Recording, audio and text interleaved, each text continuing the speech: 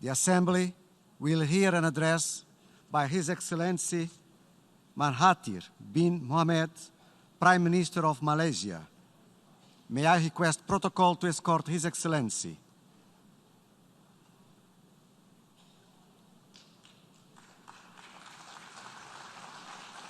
I have great pleasure in welcoming the Prime Minister of Malaysia and invite him to address the General Assembly. Mr. President, Excellencies, ladies and gentlemen, I would like to join the others in congratulating you, Mr. President, on your election as the President of the 74th session of the United Nations General Assembly. I would also like to thank Her Excellency Maria Espinosa for her dedication and stewardship in successfully completing her work of the 73rd session of the General Assembly. Malaysia welcomes the theme of this year's General Assembly, which is galvanizing multilateral efforts for poverty eradication, quality education, climate action, and inclusion. The key message of this theme is galvanizing multilateral efforts, which is what the United Nations stands for. I will propose a few. Almost 3/4 of a century ago, 5 countries claimed victory in the Second World War. On the basis of that victory, they insisted on the right practically to rule the world. And so they gave themselves veto powers over the rest of the world in the organization they built, an organization they claim would end wars in the solution of conflicts. The veto power, they must know, was against all the principles of human rights which they themselves claimed to be the champions. It killed the very purpose of the great organization that they had created. It ensured that all solution to all conflicts could be negated by any one of them. Broken up into ideological factions, they frustrated all attempts of solving problems. Each one of them can negate the wishes of nearly 200 other members. It is totally and absolutely undemocratic. Yet, there are among them those who berate other countries of the world for not being democratic or being democratic enough. How much longer should this group be allowed to exercise its power? How long? Forever? The unspoken time frame seems to be eternal. That very power has resulted in an arms race. Each one of the 5 rely on their military might in order to challenge any attempt to take their power away. They feel they must be well armed to retain their right to be the privileged 5. It is this structure of the United Nations that renders it incapable of achieving its principal objective, that of preventing wars between nations. Indeed, the structure had enabled the promotion of wars within countries and between countries. True, the warlike European countries have not gone to war with each other over the past two-thirds of a century. But elsewhere, there is evidence that European countries have caused wars to break out, arms and funds to be supplied, and active participation in prolonging the wars. It is apparently good for business, for weapons sale. Mr. President, the first act engineered by the Western countries is the creation of the State of Israel by seizing Palestinian land and expelling 90% Arab population. Since then, wars have been fought in many countries, many related to the creation of the State of Israel. And now we have terrorism when there was none before, or at least none on the present scale. Military actions against acts of terrorism will not succeed. We need to identify the cause and remove it, but the great powers refuse to deal with the root cause. They prefer military action and sanctions, and they will continue to fail to stop terrorism.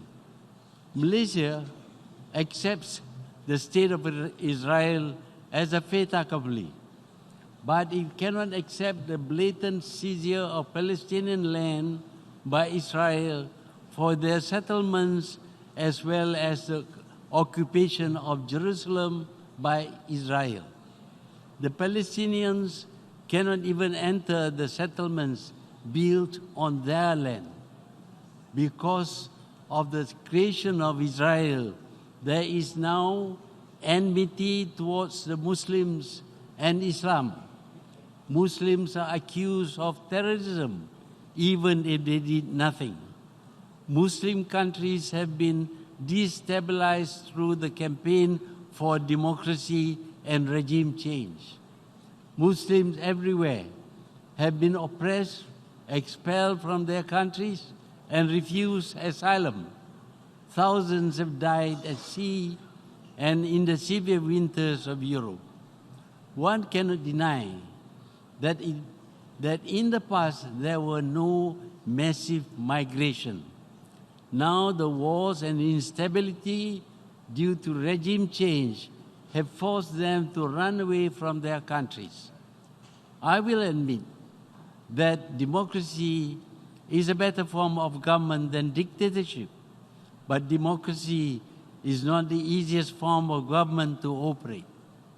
This is especially so when the adoption is overnight. Time should be allowed for a gradual change to democracy. Indeed, the very countries which promote democracy became democratic over a period of decades, if not centuries. The result of overnight switch to democracy is destabilization and civil wars, reducing some into governmentless wilderness. And some, of course, have reverted to authoritarian regimes worse than the one that was displaced. Unable to suffer from wars and violence, their people have to migrate. The great democrats talk incessantly about the rule of law, but they are selective. France may break any law and get away scot-free. Thus, Israel can break all the international laws and norms of the world, and it will continue to be supported and defended. The unfriendly countries can do nothing right. There is no justice in this world. Mr. President, I must again refer to the fate of the Rohingyas in Myanmar. Many colonies of the West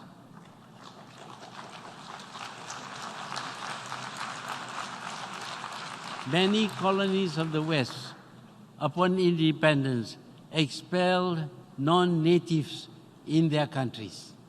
But nowhere have they been as brutal as Myanmar. Even natives of the country were massacred, brutally killed, and raped in full view of the world, backgrounded by the burning houses and villages of the victims. They were forced to migrate and now they dare not return to Myanmar even when offered. They cannot trust the Myanmar military unless some form of non-Myanmar protection is given. The helplessness of the world in stopping atrocities inflicted on the Rohingyas in Myanmar had reduced the regard for the resolutions of the United Nations. Now, despite UN resolution on Jammu and Kashmir, the country has been invaded and occupied. There may be reasons for this action, but it is still wrong. The problem must be solved by peaceful means. India should work with Pakistan to resolve this problem. Ignoring the UN would lead to other forms of disregard for the United Nations and the rule of law. Mr. President, all the countries of the world wish to prosper, to grow their economies. During their colonial days, their wealth had been exploited to enrich their colonial masters. They cannot expect much from their former colonial masters, but they do expect to be allowed to develop their own countries themselves, but they are hampered from doing so. There is much talk about free trade, but all the time new regulations are being introduced which are detrimental to the development of poor countries. This is because proposals on rules and regulations are made by the rich, often secretly. The poor are practically forced to accept them. One example is the Trans-Pacific Partnership. It was cooked up in Washington with inputs from big business. In the agreement, governments of small countries could be forced to compensate the big foreign companies with huge sums of money should their decision affect the profitability of the big companies, including future profits. Fortunately, now the powerful country which prepared these agreements has rejected it. With the exclusion of this country, the agreement has become more palatable. But the agreement still laid down conditions for trade, which negates free trade. We are told that we must remove duties on imports or reduce it so that foreign products can knock out our infant industries. We are reduced to exporting only raw material. How do we industrialize and create jobs for our people? A classic case of the denial of free trade is the ban on the import of palm oil proposed by the European countries. Unable to sustain the competitiveness of their own edible oils, a campaign is mounted to ban palm oil. It is said that palm oil is poisonous to health, destroys the habitat of long-nosed monkeys, reduces carbon dioxide absorption, etc. Products of Europe are labeled palm oil free to show their dislike or their ban on palm oil. Malaysia produces palm oil. Many poor countries also produce palm oil. Malaysia will not clear more forests for palm oil plantation. We are as concerned about our environment as the Europeans. At the Rio Earth Summit in 1992, Malaysia pledged to maintain at least 50% of our land mass under forest cover. We have made good our pledge and even better. Our forest cover is currently at 55.3%, exceeding our Rio pledge. Palm oil is still a big contributor to our economy. There is no evidence that it is poisonous. Millions have taken palm oil and have not fallen ill because of taking of palm oil. We appeal to the good sense of the rich not to impoverish us, not to deprive hundreds of thousands of our workers from earning a living. You will be doing a good deed by consuming palm oil. Mr. President, in keeping with the objectives of the United Nations, Malaysia had launched a campaign to criminalize war. It is ridiculous to hang a murderer for killing one person, but to glorify the people who are responsible for the death of millions of people. Modern wars are total in every way. Not only will combatants be killed, but innocent people, the children, the sick, and the incapacitated are also killed and wounded. Whole countries are devastated and trillions of dollars lost. In the end, both the victors and the losers suffer. We consider ourselves civilized, but we are still very primitive, since we accept killing people as a way to settle disputes between nations or within nations. There are other ways of settling disputes. We can negotiate or submit to arbitration by third parties, or we can resort to the courts of law, the World Court, the International Court of Justice, for example. Malaysia does not just talk about this, we do. We settle disputes with our neighbors through negotiation and through the World Court. We won some and we lost some, but no one has been killed. This talk about not 1 inch of my territory is ridiculous. We know that if we go to war, that inch is going to cost us much more than what it is worth. When one goes to court, one does not always get what one claims to be rightfully ours. But it is the same with war. We do not always win. In a contest between two parties, one must lose if the other is to win. But if we use peaceful means, we can still lose, but it will cost us much less. No one would die, no land devastated. Mr. President, the world is experiencing climate change. Malaysia is hotter than ever before. It does not seem to return to previous temperatures. In fact, it seems to be getting hotter and hotter.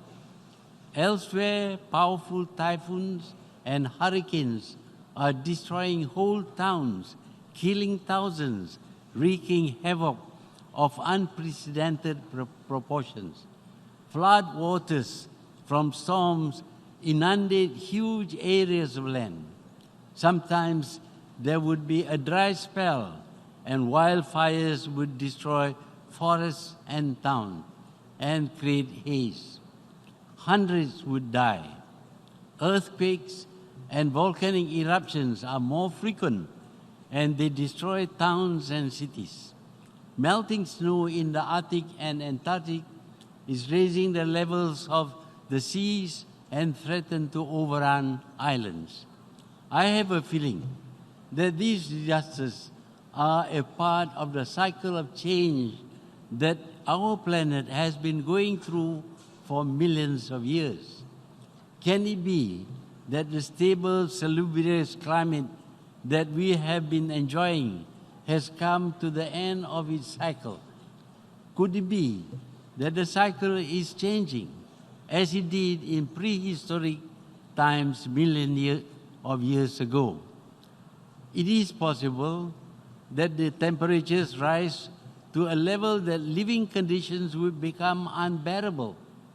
I think instead of preparing for war, we should be paying attention to the climate changes and accompanying natural disasters.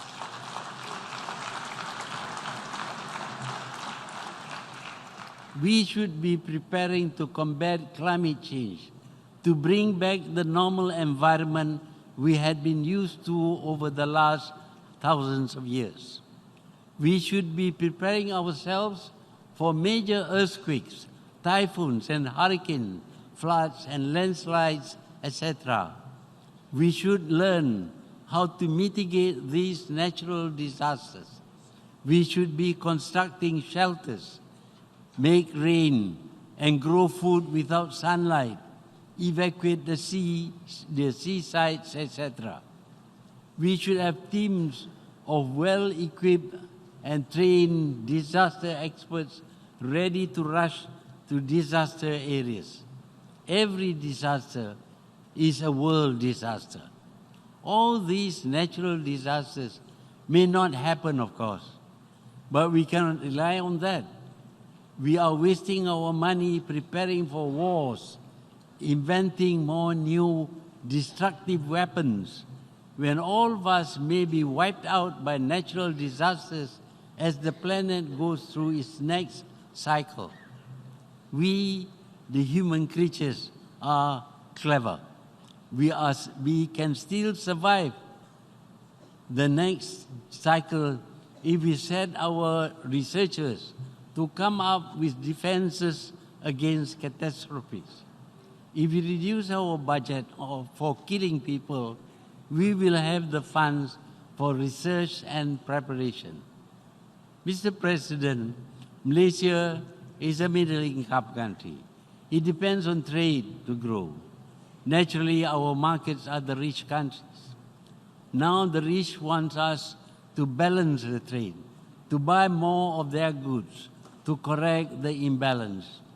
To do this, we will have to spend the money we earn from trade to import the goods of the rich. Our growth will be stunted so that the already rich will become richer. Trade enriches everyone. It has been shown through the ages. Malaysia is a trading nation. Our population is too small to provide a good domestic market. We need the world market. With the new communication technologies, we can increase our trade with the world. So don't impoverish us by forcing us to buy what we don't need or to reduce our exports. Trade wars are wasteful. Now that the whole world has become a market for everyone, trade wars will stultify the potential for everyone to become rich. We are also seeing sanctions being applied to countries. We do not know under what laws sanctions are applied. It appears to be the privilege of the rich and the powerful. If we want to have sanctions, let us have a law to govern them. The fact is that when sanction is applied to a country, other countries get sanctioned as well. Malaysia and many others lost a big market when sanction is applied on Iran. I believe in capitalism, but capitalism has gone mad. They are already talking of making trillions of dollars. It is dangerous for a person or a company to have so much money. It can influence things. It can buy power. Hence, the need for antitrust laws. We see in the Trans-Pacific Partnership, or the TPP, when the rich companies had given themselves the power to sue governments. The terms of the agreements were drawn up by them, and they are not all like Bill Gates, who spends some money on charity. Most are bent on exploiting the power money gives them. Mr. President, the UN has failed in protecting the poor from the scourge of war, but in other fields, it has done much better. It has contributed to better health, to alleviating the sufferings of some of the poor and the needy. It does provide a degree of security and stability in places plagued by internal conflicts. It can do more, but it is short of funds. Countries, including the very rich, are not paying their dues. It is shameful. We need to support the UN, even though it has failed to banish wars. Its work on health, education, and social security make the UN worth having. I would like to thank the staff and officers of the UN for their work and dedication in all these fields. Malaysia has been able to contribute by doing peacekeeping tasks in many countries. I look forward to the time when their service will no longer be needed, when countries are able to ensure their own security. The UN should play a major role in the restoration of failed governments. Many countries have failed because the administrative machinery does not work, does not function well. Modern technology can help, but there is a need for good training. Countries and people should be allowed to retain their cultures and ways of life. Only if the way of life involves taking away the rights of people should there be international interference sanctioned by the UN General Assembly. As for the UN Security Council, the time has come when the veto power should be modified if it cannot be done away with completely. The veto should only be valid if 2 veto powers together with 3 non-veto members agree to apply it. That way, abuses would be less frequent. 3/4 of a century is a long time. We cannot be held to ransom by events of the distant past. The veto powers should not think they would always be above international laws and norms.